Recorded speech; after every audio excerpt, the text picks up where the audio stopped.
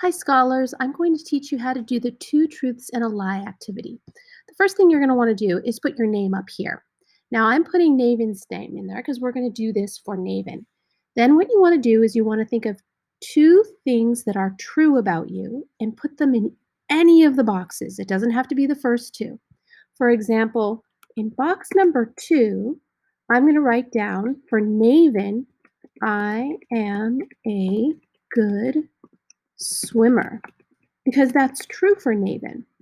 In box number 3, I'm going to write down, I was born in China, because Naven was born in China.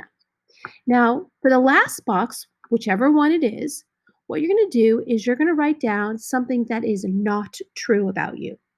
So for Naven, he's going to write down, I am afraid of spiders because I was bit by a black widow. Now that's not true. Well, I misspelled widow.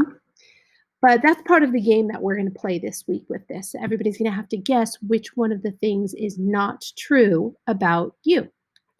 After you've done that, if you want to, you can change the font sizes and you can even change the font styles as long as we can still read it and it fits on the page. Do you see how this goes over the page? It's too big. So what I'm going to do is I'll either choose a different font or I could have resized it if I wanted to. After you've done that, you're going to insert your picture by removing the old picture. Actually, leave that old picture in for a minute.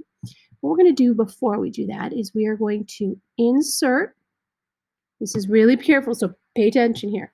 Insert an image, and what you're going to do is in the box, you're going to go down to camera. Then it's going to show you the camera. And this is Naven. This is our class pet in case you haven't met him before. This is Naven. I don't know how to make him look at the camera. There we go. And you are going to look at the camera, and you're going to take a picture of yourself. There we go. And that's how it works. Now we've got a picture there. Ugh, I'm in the picture. Yuck. So what we're going to do is we're going to trim it because that picture is in the right size, right? So we're going to trim it by using this crop image button. You click on the button, then you can go in on the sides, and you can go in on the top and the bottom if you want to. Sometimes it doesn't work. There we go. You have to get on the black part. There we go. Now when I push enter, it trims it down. That's called cropping. But do you see how it's still too big?